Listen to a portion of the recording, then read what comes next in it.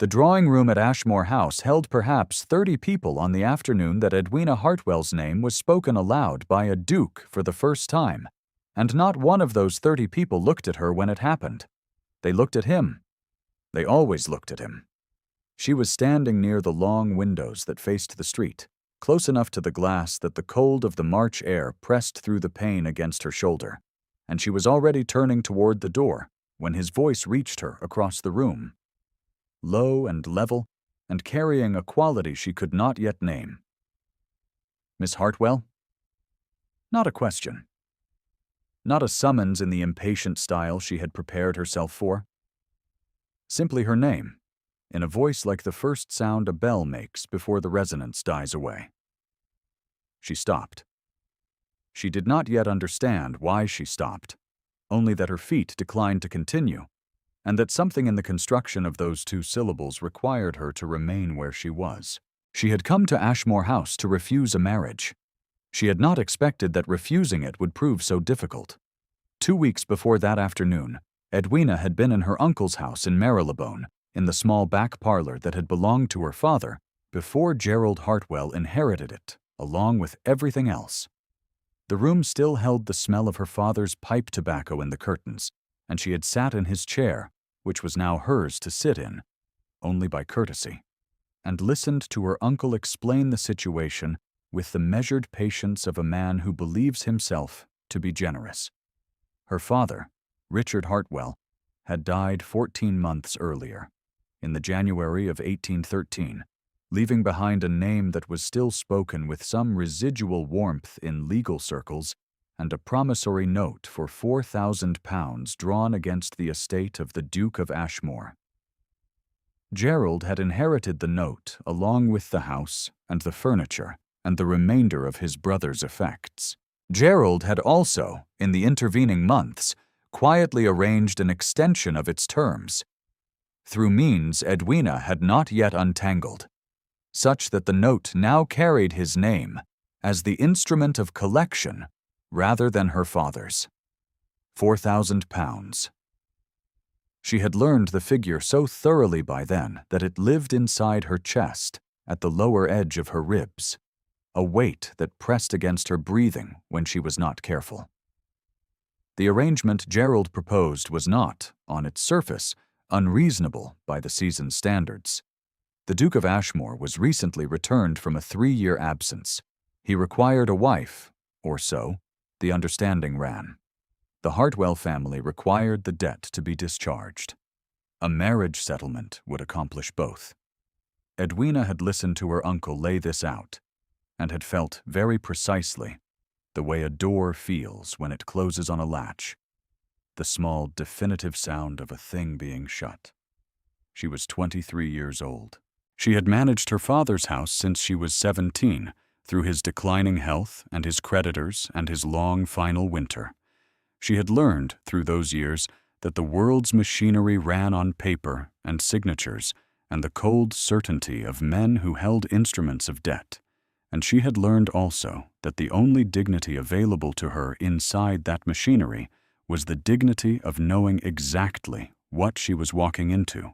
She had therefore walked into Ashmore House on that March afternoon with the full intention of looking the Duke in the eye and refusing him, and returning to Marylebone to manage the consequences herself, whatever they were.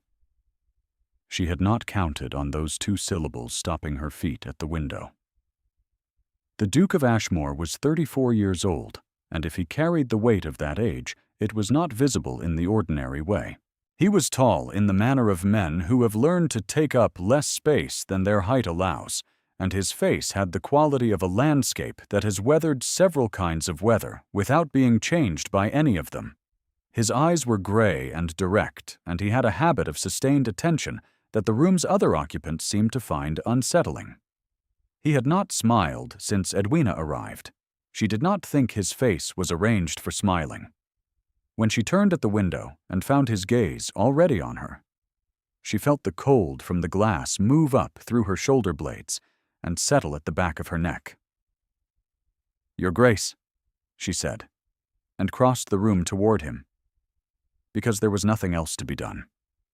They stood in the small study off the main drawing room, with the door left open in deference to propriety, and Edwina stated her case in the clear, level voice she had practiced on the journey over. She was not suited to a marriage of arrangement. She was not prepared to enter into a contract whose terms had been negotiated without her consent or her knowledge. She held him responsible for none of the circumstances that had produced this meeting, but she held herself responsible for not prolonging it when the outcome was already determined. She would find another means to address the promissory note. She thanked him for his time. He listened to all of this without moving, standing before the fireplace with one hand resting on the mantel, and when she finished, he looked at her for a moment in silence. Not the silence of a man who has been surprised. The silence of a man who has heard something he is weighing against something else. "The note is £4,000, he said. "Yes." "And your uncle controls its terms?" "He does." "And you believe," he said without any alteration in his tone, "that you will locate another means of addressing £4,000. Edwina met his eyes. "I believe I am required to try." Something shifted in his face, very briefly, and then it was still again. "I will not accept your refusal, Miss Hartwell," he said. "Not today. Return on Thursday and tell me again if you still wish to." She had not expected that either.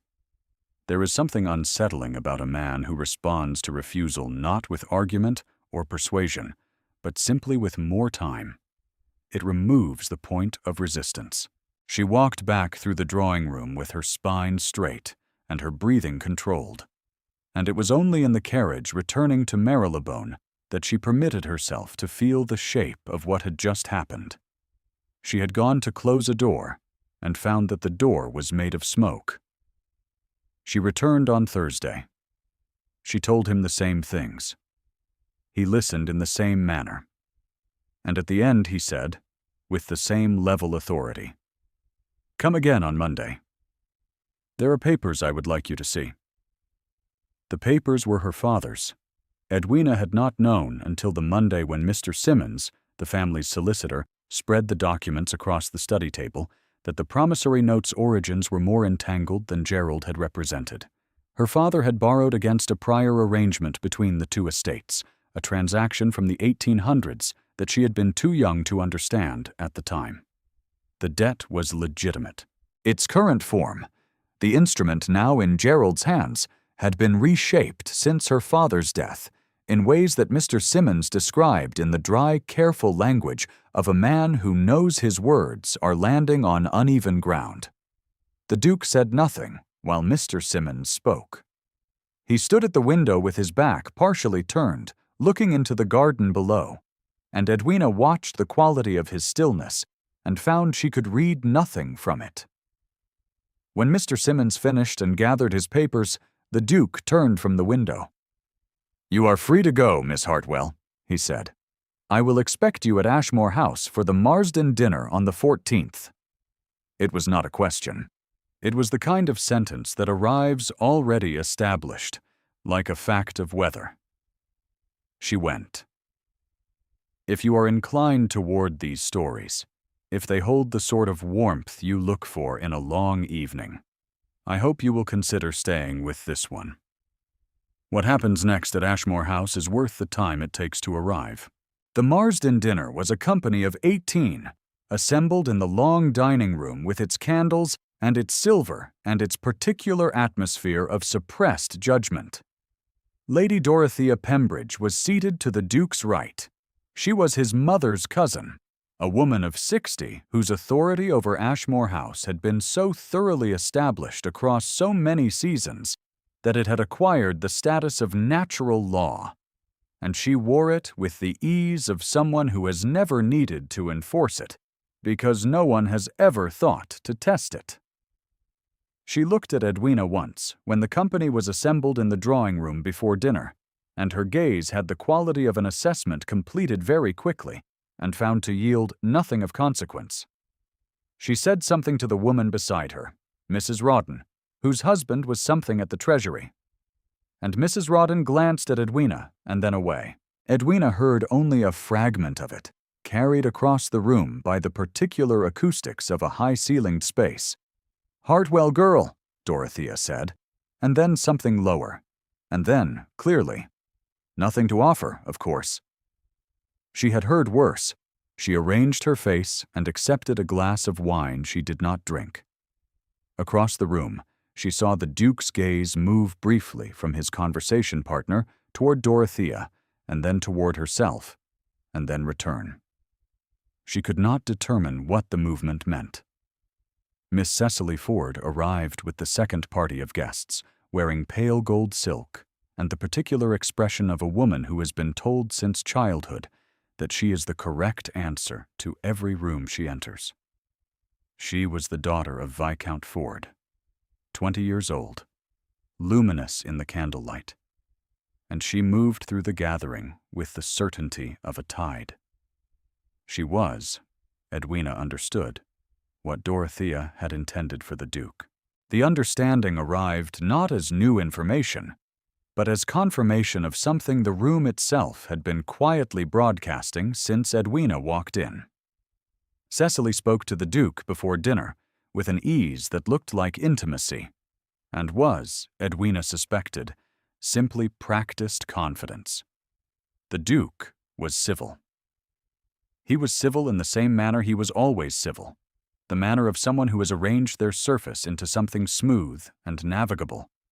But Edwina noticed, and she would not have been able to say why she noticed, that when he turned from Cecily to answer a question from Colonel Rawdon, his shoulders dropped a fraction, the way a man's do when he has released a tension he was not aware of holding. She did not allow herself to think about what that meant. The second week brought the rehearsal for the Hargreaves musical evening, and it was here that Edwina first understood what the Duke had that Ashmore House did not yet know to be a treasure. His ward was a boy named Thomas, 9 years old. With his guardian's gray eyes and a quality of watchfulness that suggested he had been learning the world at a remove from it, since before he had words for the distance. He was the son of the Duke's younger brother, William, who had died at a crossing in Spain in the autumn of 1811, and the Duke had assumed his guardianship without discussion, as if responsibility of that kind required no deliberation. Thomas had been brought to the musical evening by his tutor, a thin, anxious man named Mr. Price, and had been placed in one of the chairs along the wall in the capacity of an observer of adult ceremony.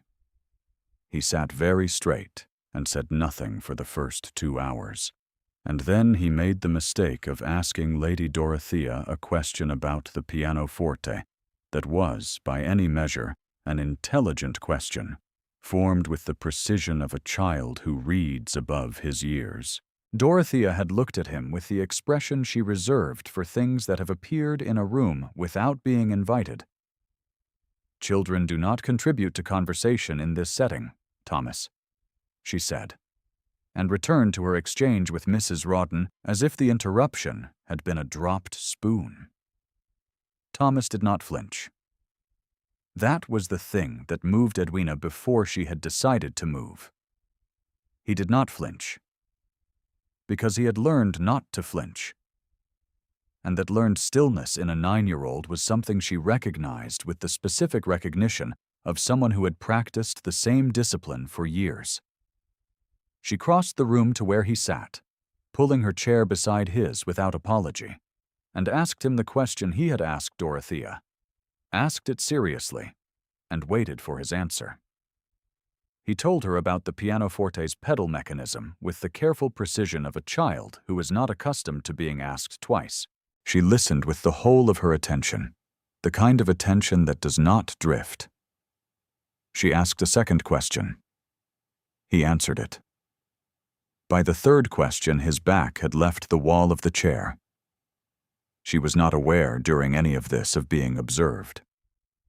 She learned it afterward, in the accumulative way one learns things about a room. From a slight change in the atmosphere. From Mr. Price's careful expression. from the quality of the Duke's silence when he spoke to her later in the evening, the silence of a man who has recently seen something that reorganized an interior argument he had not known he was conducting. "Thomas speaks well," he said, stopping beside her near the window. "He thinks well," she said. "There is a difference." He looked at her with that sustained attention that had unsettled her at their first meeting. "Yes," he said after a moment. "There is." She returned to Marylebone that night with the cold, clear feeling that something had shifted in the ground under her without her having moved. The shape of the Duke's wound was not given to her all at once. It came in pieces, the way architectural details emerge from a building you are learning to look at properly. Mr. Price mentioned, in passing, on the occasion of a Thursday walk in the park that the Duke had organized for Thomas and invited Edwina to join, that His Grace had been named Thomas's guardian the same week that his wife had died, 3 years previous. Edwina received this without expression. That evening she turned it over in the privacy of her thoughts and understood something about the particular quality of the Duke's stillness, the way it was not the stillness of a man who feels nothing but the stillness of a man who has decided that feeling must be managed at a controlled distance from everything he is responsible for. His wife had been called Catherine. She had been ill for 2 years before she died. The Duke had been in the country through most of that illness, at Ashmore Hall in Lincolnshire, managing the estate, and this was the fact that lived in him like a splinter, not the death itself, but the geography of his absence from it, the 70 miles between himself and what was happening. Chosen because he was needed at the estate, and because Catherine had asked him to go, and because he had believed her when she said she was improving. She had not been improving. He had arrived at the London house 3 days after the end, and the rooms had been empty of her for 3 days already, and he had stood in her sitting room with her embroidery frame still set up beside the window, and understood in his body what his mind had refused to process on the road. None of this was told to Edwina directly. She assembled it from fragments, from Thomas's half-sentences, from Mr. Price's careful silences, from the particular quality of the Duke's face when Thomas did something well, a tightness around his eyes that was not disapproval, but its opposite, a control applied to something that threatened to surface. She came to understand that the Duke's deniable attention toward her was a form of defiance against himself. He stood near her at gatherings in a way that could always be attributed to courtesy. He asked her questions about her father's work, her father having been a man with a modest but genuine reputation in ecclesiastical law, and listened to her answers with the focused attention of someone who has found a voice that does not require him to translate it. He arranged for Thomas to be present at the occasions to which Edwina was invited. He placed himself between her and Dorothea's sharper comments with the casual precision of a man adjusting a window against a draft. Edwina watched all of this and told herself, with considerable conviction, that she was misreading it. A man of his position attending to a woman of hers was courtesy, not selection. Courtesy was part of the architecture of the season the way columns were part of the architecture of buildings, structural and impersonal. She was 23, and she had lived inside the season's machinery long enough to know the sound it made when it was simply running. She was also beginning to know the sound of something else, and she did not yet trust herself to say what that sound was. Dorothea had not altered her campaign against patience, but she had refined it. At the Ashmore drawing room gathering in the 3rd week of March, with 8 guests seated across the room's silk-covered chairs and the fire burning well, and Miss Cecily Ford arranged near the pianoforte in a manner that appeared accidental, Dorothea permitted herself a slightly longer statement than her previous fragments.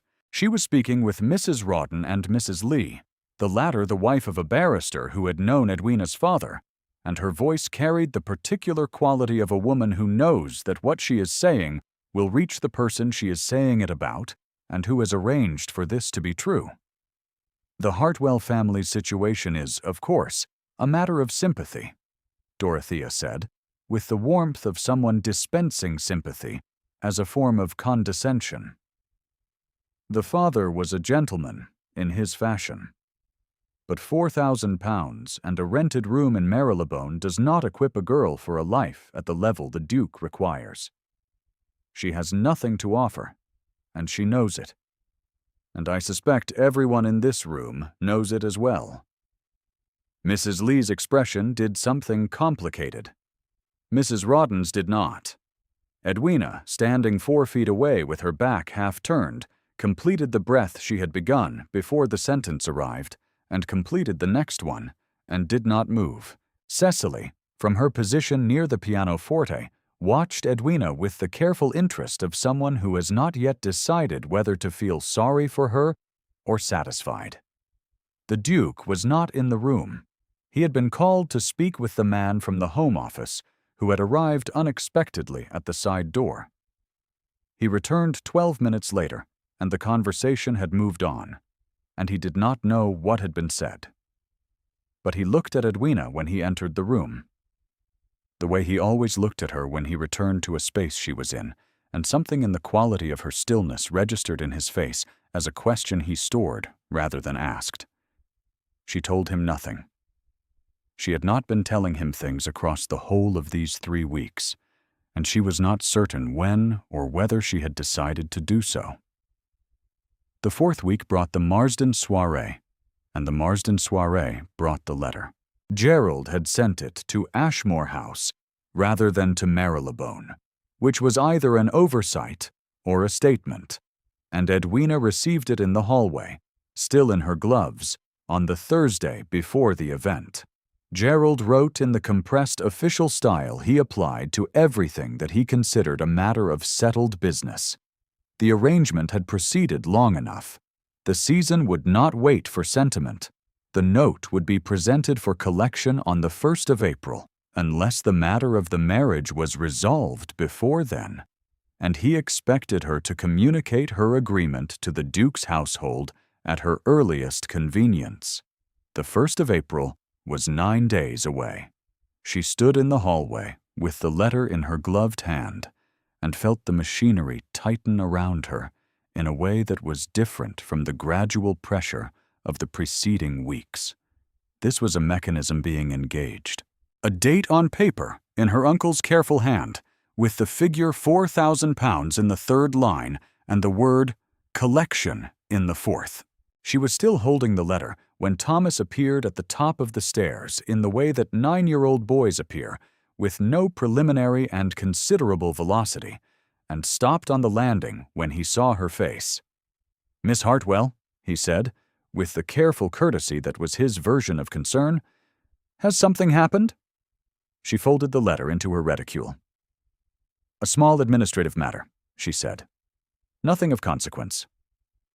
He watched her from the landing with his guardian's gray eyes. "Mr. Price says that when something is called an administrative matter, it is generally the kind that keeps people awake at night." She looked up at him and felt something in her chest that was not grief exactly, but was adjacent to it.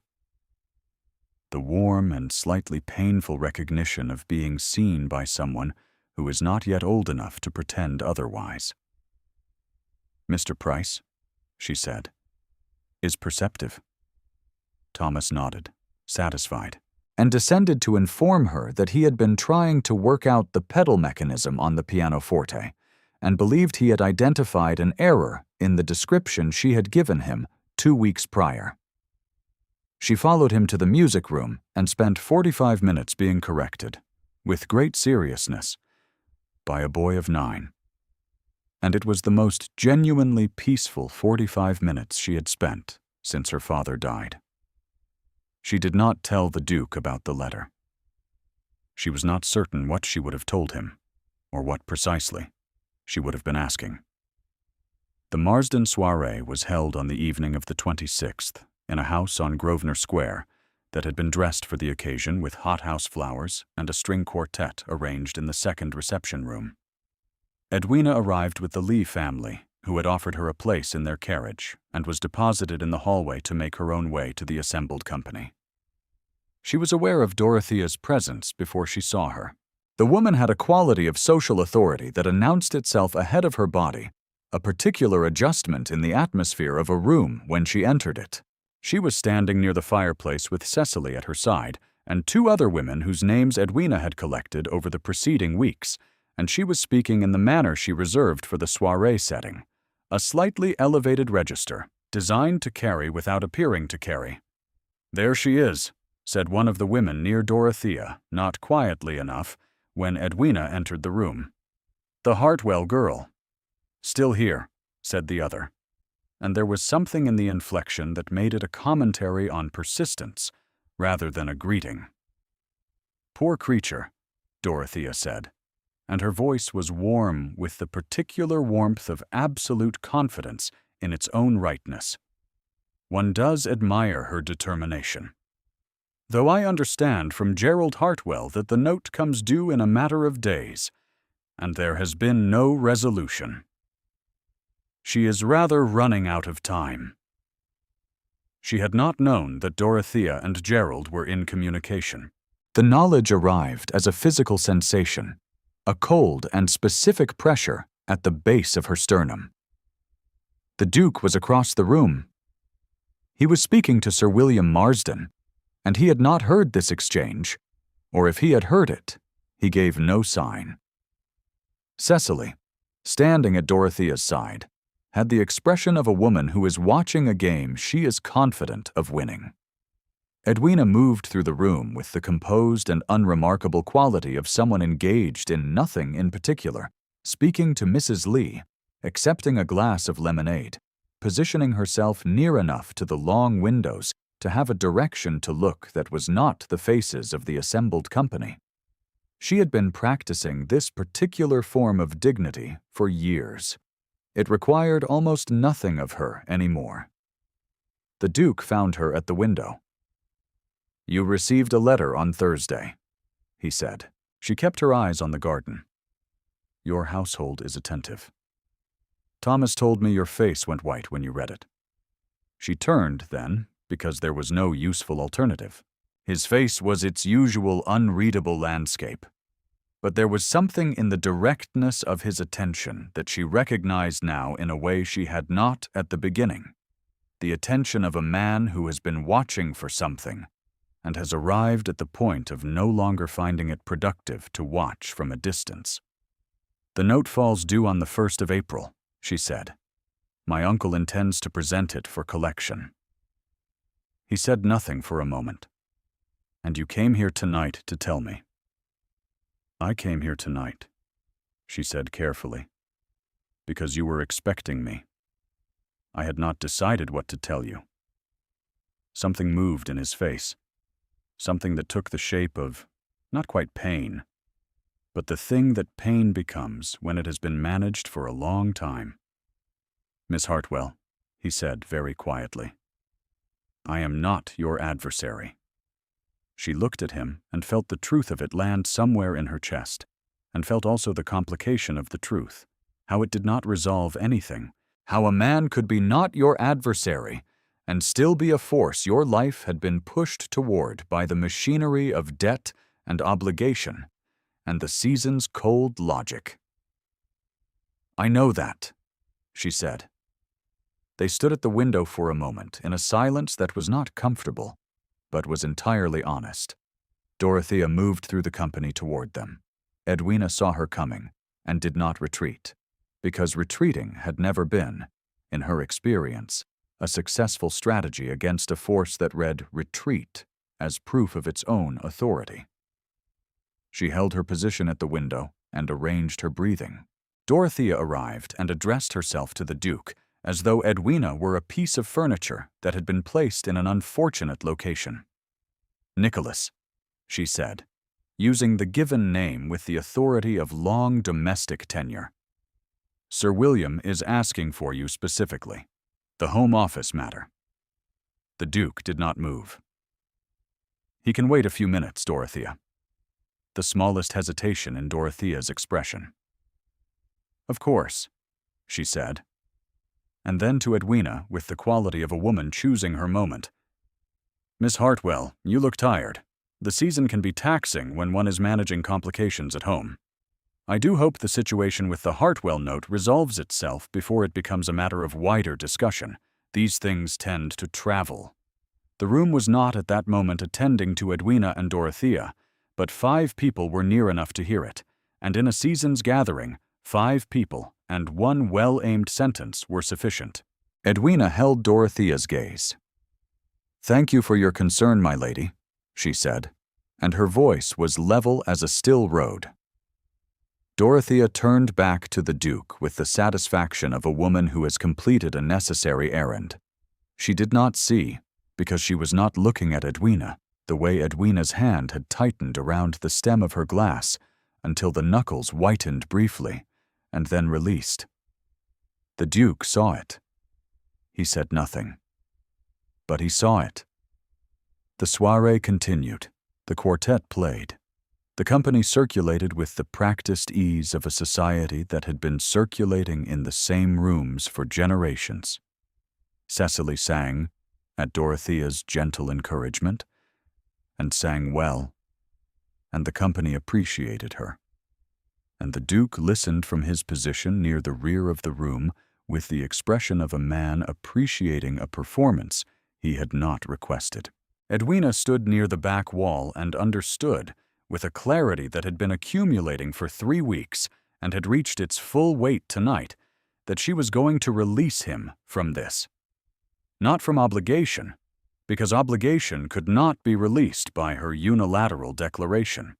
From her own part in it. From the arrangement that her uncle's maneuvering and her father's debt had constructed around him without his original consent, or at least without her knowledge of his consent. She had come to Ashmore House 3 weeks ago to refuse a marriage. She had not managed to refuse it, because he had not let her. And the shape of those 3 weeks had been something other than what she had expected. But the shape of those 3 weeks did not change the £4,000. It did not change the note, or the 1st of April, or Dorothea's 5 witnesses and her 1 well-placed sentence. And a man who had already managed 1 loss at the wrong distance from it deserved to be free of an obligation he had taken on out of. What? She was not certain. Whatever it was not her entitlement to hold on to. She set down her glass. She looked across the room to where he was standing and found, as she always found, that he was already looking at her. She held his gaze for 1 moment, deliberately, the kind of looking that carries information rather than simply contact. And then she turned toward the door. She was 3 steps from it when he spoke. "Miss Hartwell." Not the same as the first time, 3 weeks ago, in this same house. That had been a bell before its resonance died. This was the bell at full resonance, carrying the room, carrying the particular quality of a voice that has decided something irrevocable. She stopped. The room quieted in that particular way that rooms quiet when something has shifted in the weather. She turned. The Duke crossed the room toward her. He crossed it the way a man crosses a space when he has stopped measuring the cost of the crossing. 3 deliberate strides that were not hurried, but would not be interrupted. And the company parted before him with the reflexive deference of long habit. And for a moment the room held only his movement and her stillness, and the 30 people watching both. He stopped 2 feet from her, close enough that she could see the quality of his attention without misreading it. "I would like," he said in the level voice that derived its weight from restraint rather than volume, "for you to remain." She looked at him. She understood the word he had chosen, remain. And she understood what it cost him in front of these 30 people to choose it. because a man who has held himself in controlled stillness for 3 years says remain in a room full of witnesses only when he has decided that the cost of silence is higher than the cost of the word. "Your Grace," she said carefully, "the note falls due in 9 days. I have nothing to offer that resolves that." "I am not asking about the note," he said. The room had not quite stopped breathing, but it had become very still. "There are," he continued in the same measured voice, "papers in preparation. Mr. Simmons will attend at 11 o'clock tomorrow morning. The note will be discharged as part of a settlement, and the settlement will be in Miss Hartwell's favor, and it will have nothing to do with her uncle's convenience, and everything to do with mine." He paused for one breath. "She is the only person in this room whose company I have sought for reasons that were not procedural." It was not a long speech. It had none of the architecture of declaration. It was the quiet statement of a man who has come to the end of a particular form of restraint and found that honesty, offered plainly in front of 30 witnesses, is the only architecture he still trusts. Edwina felt the breath move back into her lungs. Dorothea, from her position near the fireplace, had a face that was working very hard to maintain its composure. The confidence that had been so thoroughly settled in her expression for the preceding 3 weeks was, for the first time, not quite seated. She looked at the Duke, and she looked at Edwina, and she looked at the 30 people looking at both of them.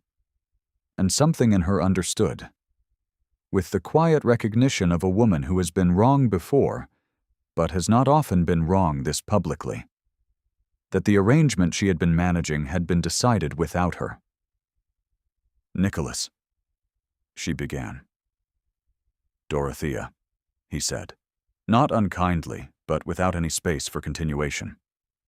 That was all. Her name, in the voice that had ended conversations before she was done with them, and she closed her mouth. Cecily, standing at the edge of the company near the pianoforte, met Edwina's eyes for one brief moment. There was no cruelty in Cecily's face at that moment, and no warmth, only the clear-eyed recognition of a young woman who has understood that the room has given its verdict, and she is not its subject. She turned back to the quartet's arrangement on the music stand, and did not speak. Mr. Simmons arrived at Ashmore House the following morning at 11 o'clock. As promised, he spread the settlement papers across the study table with the careful efficiency of a man who has spent his professional life making certain that the paperwork holds. The £4,000 was discharged in full. The promissory note was returned. Cancelled. The settlement established Edwina's position with the specificity that the Duke had apparently been organizing for the preceding week, the household accounts, the Lincolnshire estate at Ashmore Hall, and a separate arrangement that placed her entirely beyond Gerald's reach. Gerald received the cancelled note and the accompanying letter 2 days later. He sent no reply.